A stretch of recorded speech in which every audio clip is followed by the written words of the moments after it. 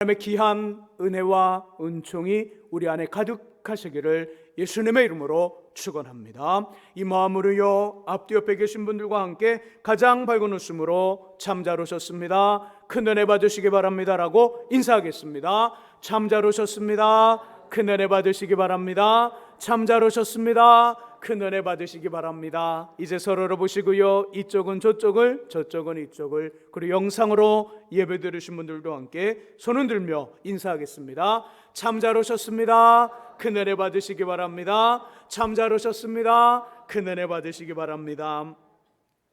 저는 성경을 읽으며 깜짝 놀랄 때가 있습니다.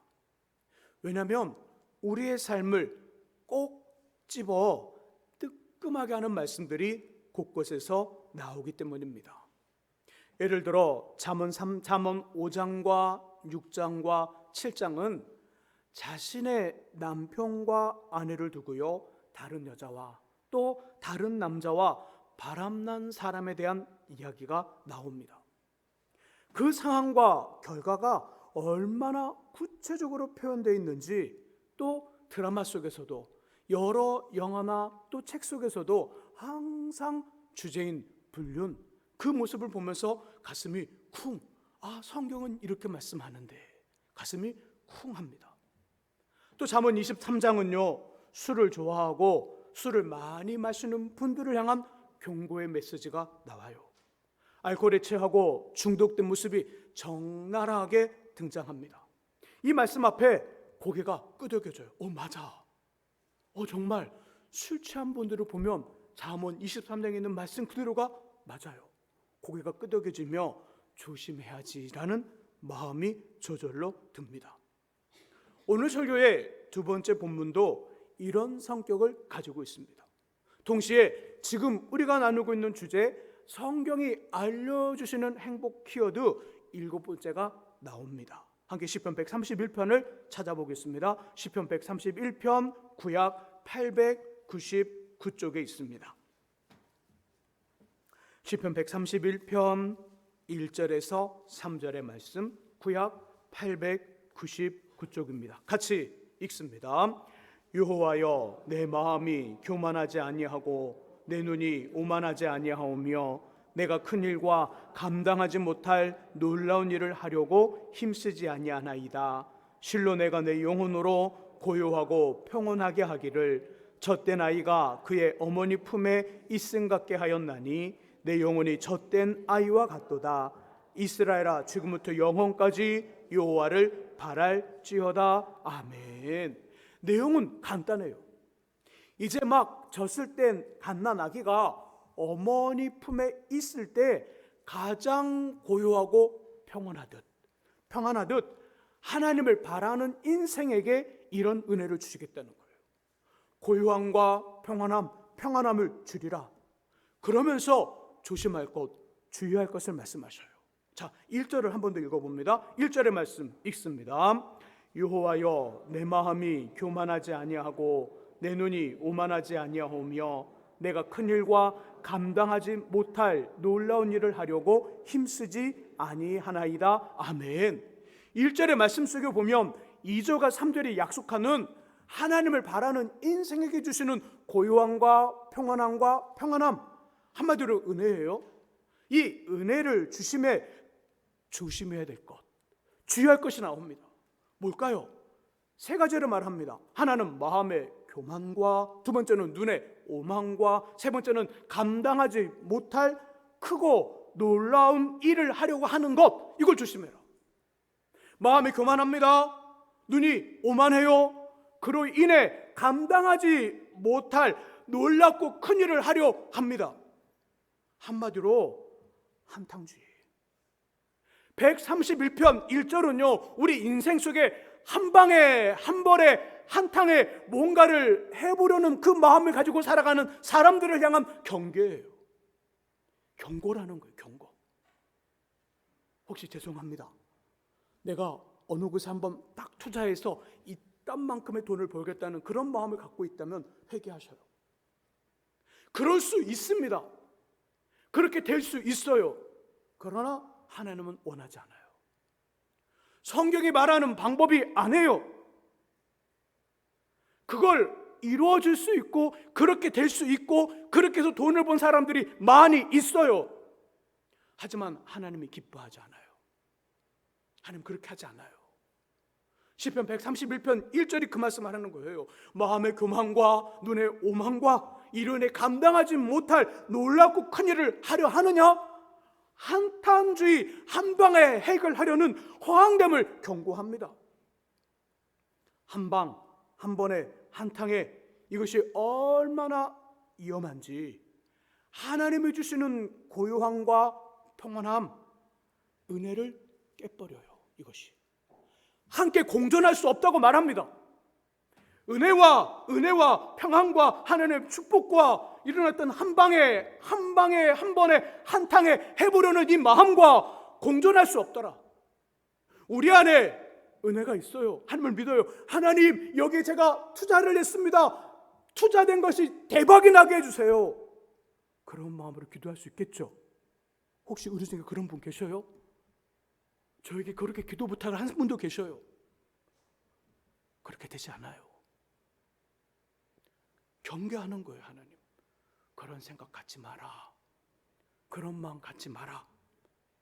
그럴 수는 있으나 그런 마음으로 살아가는 인생의 삶의 어떤 모습은 은혜를 깨트려버리고 은혜를 상실하게 할 뿐더러 은혜로도 이런 모습들이 쉽게 고쳐지지 않는다는 것을 이야기해요. 그런데 저와 여러분들은 삶의 소중하고 중요한 것들을 이런 방법으로 해결하려 합니다. 1년에 한 번 또는 두 번 생일과 특별한 기념일에 외식을 하고 비싼 선물을 주면서 함께 살아가는 사람들, 소중하고 가까운 사람들에 대한 책임을 다했다 말해요. 그리고 그 사람이 무진장 좋아할 것이라고 생각해요. 엄청 행복할 거라고 오해해요. 그리고 365일 중에 363일을 대충 넘어가요. 한 방에 엄청 큰 선물을 주고 나머지 363일, 364일은 대충 넘어가면서 생각하는 거예요. 엄청 좋아할 거야. 엄청 만족해 할 거야. 엄청 행복할 거야. 나는 책임을 다했어.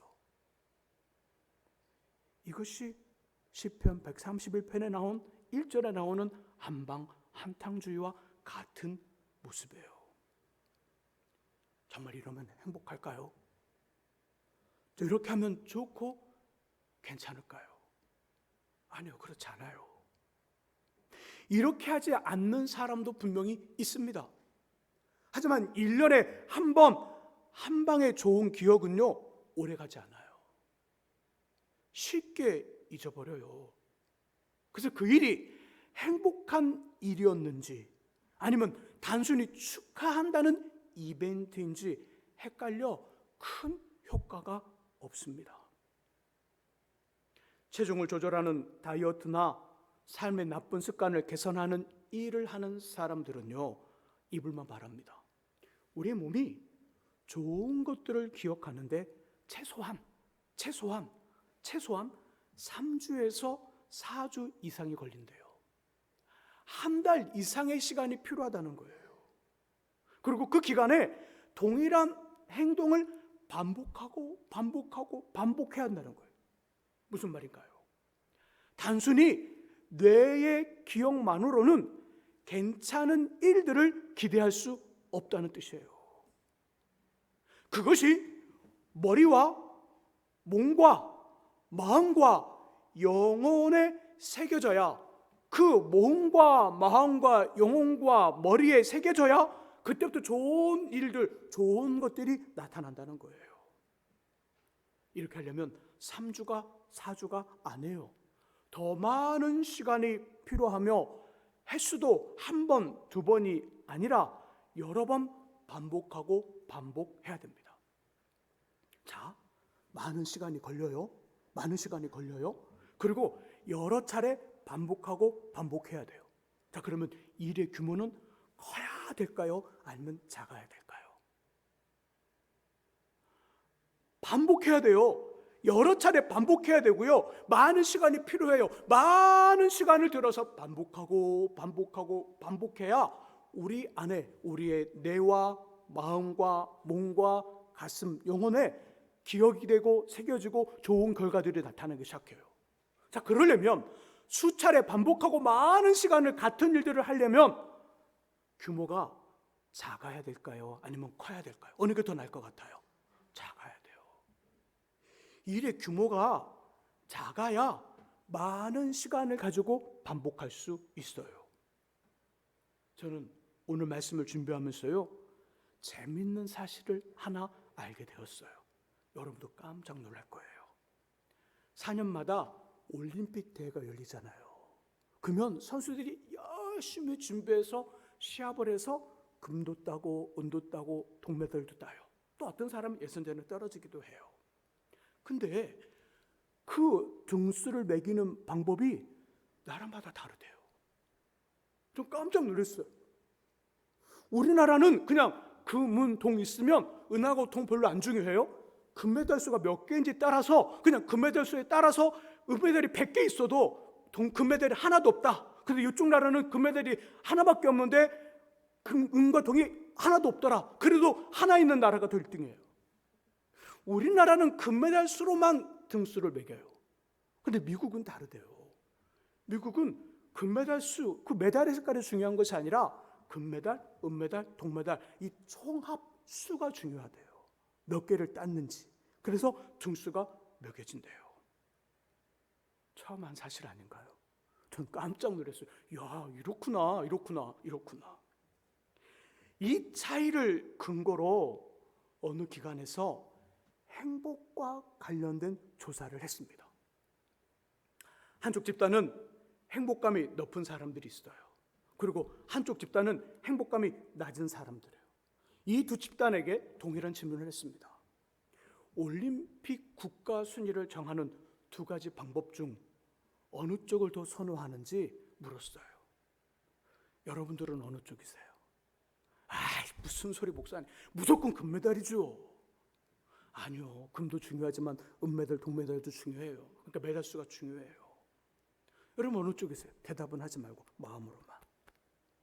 결과는요, 행복감이 높은 사람들이 그렇지 못한 사람들보다 메달의 색깔이 아니라 메달을 총 몇 개 땄는지 수에 따른 등수를 더 선호하더라는 거예요. 또 질문을 했어요. 자, 그러면 금메달 하나는 은메달 몇 개에 해당할까요? 질문을 던졌어요. 행복한 사람들은 평균 2.5개. 근데 조금 행복감이 낮은 사람들은 평균 6개라고 대답했어요. 이 결과, 이 수치가 무엇을 말할까요? 행복한 사람은, 그리고 행복감이 높은 사람은, 잘 행복해하는 사람들은 작은 것도 크게 보더라는 거예요. 작은 것도 가치 있게 보더라는 거예요. 반대로 행복감이 낮은 사람은 그렇게 하지 못한대요. 잘 못한대요. 작은 것의 가치를 인정하지 못하고 큰 것만 크게 본다는 거예요. 한 번에, 한 방에 뭔가를 해보려는 것에 평안함이 없고요, 심각한 문제가 발생한다는 본문의 이야기와 동일한 맥락이에요.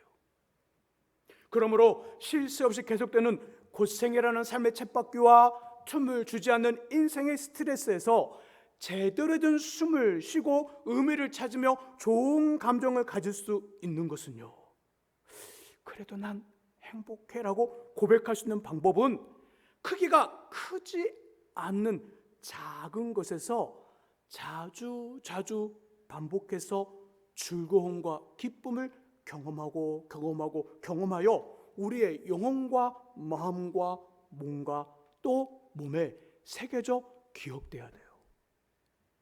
어떻게 행복할 수 있다고요? 큰 거 말고 작은 것. 우리는 큰 것을 좋아하지만 큰 거 말고 작은 것에서 즐거움과 기쁨을 자주 반복해서 그런 어떤 좋은 경험들이 우리의 마음과 몸과 영혼과 몸에 기억되어야만 행복할 수 있다는 얘기예요. 따라서 성경이 알려주시는 행복 키워드 7번째는요, 작은 것, 사소한 것에서 즐거움과 기쁨을 발견하자입니다. 어떻게 하라고요? 작은 것, 사소한 것에서 즐거움과 기쁨을 발견하라. 저는 주일 아침 일부 예배를 준비하면서요, 빵 굽는 냄새를 맡아요. 빵 굽는 냄새. 그 시간이 교회 앞에 제과점에서 빵을 굽는 시간인가 봐요. 냄새가 얼마나 구수한지, 냄새가 얼마나 좋든지, 예배를 잘 인도하며, 실수 없이 예배를 잘 인도하며 말씀을 잘 전해야 된다는 마음의 부담감, 마음의 무거움, 제게 있거든요. 그래서 주일이 다가오면 기쁨인 동시에 부담감이 있어요. 주일 아침이 되면 일찍 준비해서 나와서 예배를 준비하면서 항상 제 안에 항상 마음속에 있는 짐 같은 무거운 짐이 있어요. 실수 없이 예배를 인도해야 돼. 사도신경 하는데 좀 더 주기도만 할 수는 없잖아요. 사도신경 하는데 옛날 사도신경 할 수 없잖아요. 다들 믿습니다. 근데 저 혼자 믿사오며 그렇게 못하잖아요. 성경을 찾자는데 구약의 말씀대로 전 신약에서 막 찾으려고 그래요. 그럴 수 없잖아요. 찬송가 3절 하고 있는데 저는 2절 하고 있어요. 아멘이 끝에 붙었는데 저 혼자 딱 찬송을 다 덮어요. 이럴 수 없잖아요. 이런 부담감들, 예배를 잘 실수 없이 인도하며 말씀을 잘 전해낸다는 이 부담감이 주일 아침에 있는데, 이 구수한 빵 냄새가 저의 마음의 부담과 또 무거움을 부드럽게 덮어버려요. 그리고 행복한 미소를 짓습니다. 빵 사오라는 게 아니에요. 또 목사님이 빵 사오라 보다 빵 사오라고 그러나 보다. 빵 별로 안 먹습니다. 잘 먹자 그러니까 그런 생각하지 마세요. 이런 사소한 기쁨이, 작은 즐거움이 여러분들에게도 있습니다. 목사님 저는 없는데요. 있어요. 사랑하는 가족들이 만나게 먹는 음식을 준비하면서 밥이 다 되면 어떤 일이 벌어지죠? 밥통에서 말하잖아요. 밥통이 말하잖아요. 밥 됐다. 밥 됐다. 아, 그 소리 얼마나 반가워요. 이런 어떤 작은 기쁨들. 된장찌개와 김치찌개에서 맛을 내는 막바지에서 맡아주는 구수한 냄새. 야, 어떻게 여기서 찌개가 나올까 했는데 좀 시간이 지나면 어때요? 그래서 막 기묘한 이 맛의 냄새가 나오잖아요. 그 냄새. 건조기에서 막 나온 옷들의 따뜻한 감촉. 되지도 않고 따뜻하고 뜨겁지도 않고 좋은 감촉. 마트나 가게에서 선착순 세일을 하는 날 그 줄에 서 있을 때의 긴장감. 이야. 그리고 그 안에 들어갈 것 같은 안도감. 이야, 나 이제 그 수에 들어가서 싸게 산다. 이 긴장감과 안도감. 급여와 한 달의 수입을 보여주는 통장 정리의 두근거림. 주일을 기다리고요, 하나님께 예배를 드리는 감격, 기도하는 기쁨, 찬송을 하며 예물을 드리고 봉사와 충성을 아까워하지 않는 즐거움. 환한 햇살과 시원한 바람을 가르며 걷는 씩씩함. 비가 막 내려요. 빗소리 좋잖아요. 비가 막 내리는데 손에 뭐가 들려 있어요? 발에는요, 장화가 신겨 있어요. 아, 이 안전함. 비가 막 내리는데 손에 우산이 들고 있고 발에는 장화가 신겨져 있어요. 안전하잖아요. 안전함. 아, 안전하다. 동네 앞산에 만들어낸 둘레길을 도는 만족감.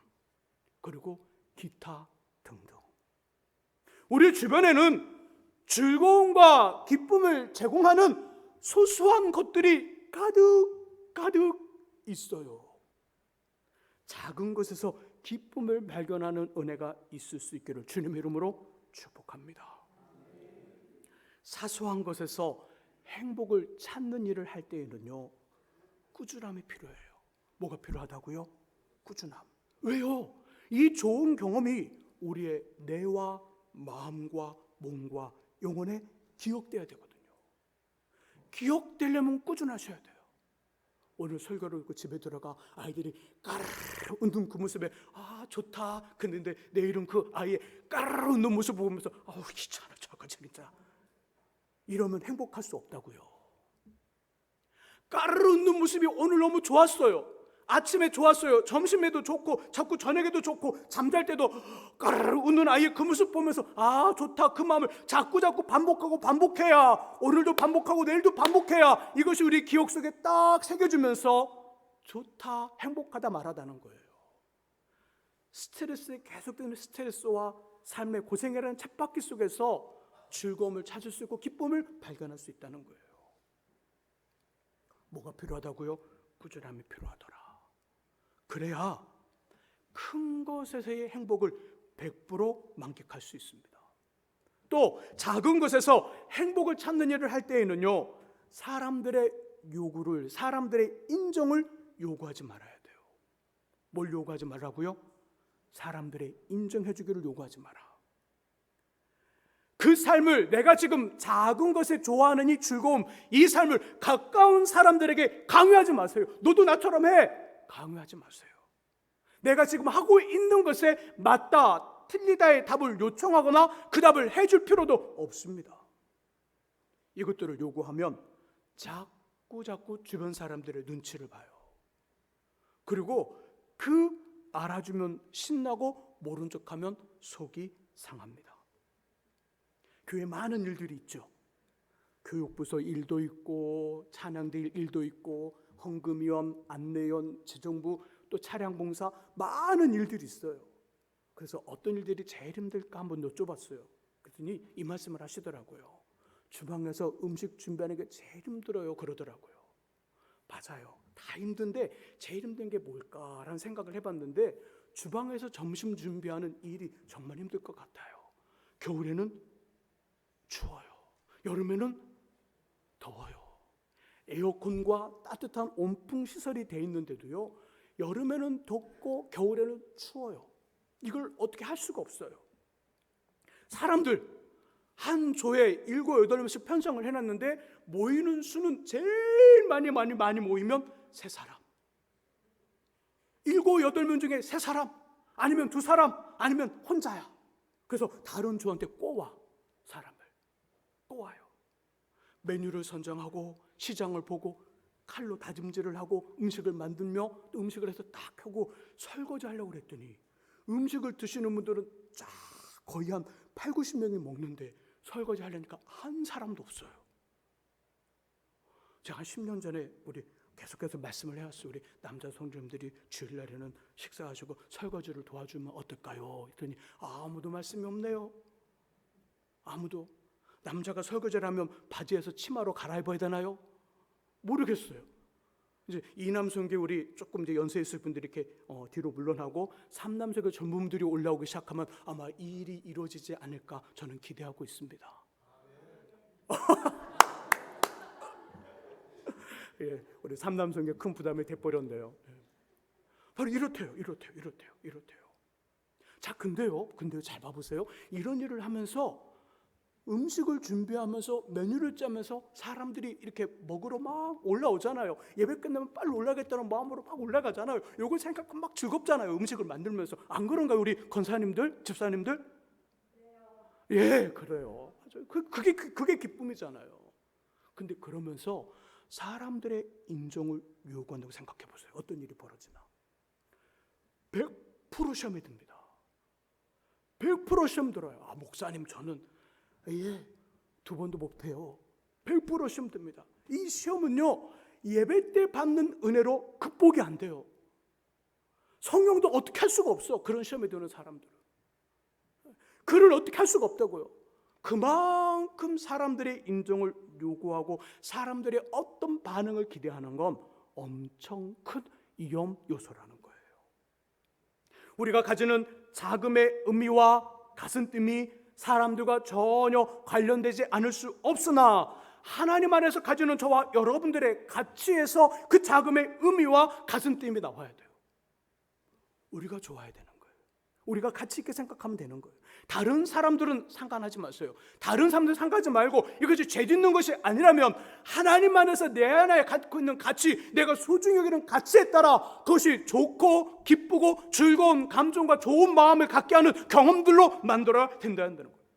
그래야 보람과 의미와 좋은 감정으로 행복할 수 있습니다. 좋다, 감사하다, 괜찮다와 같은 사람들의 반응과 인정은요, 받으면 좋고 받지 않아도 괜찮은 보너스와 같게 여기셔야 돼요. 뭐처럼 생각하라고요? 보너스처럼 생각하라고요. 보너스는 생각하지 못한 대우잖아요. 보너스처럼 생각하셔야 돼요. 그래야 우리의 작은 것에 기쁨과 즐거움을 갖는 일에 쉬워져요. 우리가 한 번에 큰 것을 받는 것처럼 매번 설악산 강원도에 가고요, 제주도와 해외여행을 가며 다이아 반지를 선물로 받고 최고의 호텔 뷔페에서 식사할 수는 없습니다. 잘하면 1년에 한 번, 2번 정도 아주 비싼 호텔 뷔페에서 밥을 먹을 수 있겠죠. 그런 거 갖고는 행복하다 말할 수 없다는 거예요. 행복할 수 있는 방법은 작지만 확실한 행복을 주는 소확행이라는 말처럼 크지 않은 것에서 좋은 것들을 더 자주 더 많이 경험하려는 습관으로 이루어지는 거예요. 작은 것에서 좋은 것들을 더 자주 더 많이 경험하려는 습관으로 최고로 제일로 행복할 수 있기를 예수님의 이름으로 축원합니다. 기도하겠습니다. 하나님, 우리는 한 번에 크게 뭔가를 해보고 뭔가를 경험하고 뭔가를 누리고 싶어 합니다. 그래서 그렇게 하면 행복할 것처럼 살아갑니다. 363일을 죽을 듯이 살고 하루나 이틀 정도를 쉬면 괜찮을 것처럼 생각합니다. 하지만 성경은 그렇게 말씀하지 않습니다.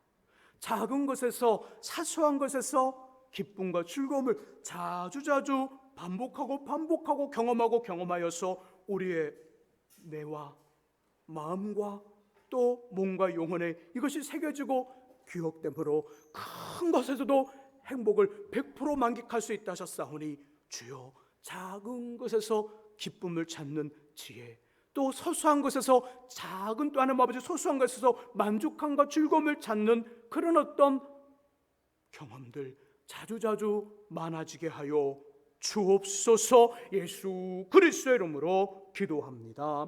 아멘. 예수, 우리 김민지 귀한 솔리스트의 찬양과 함께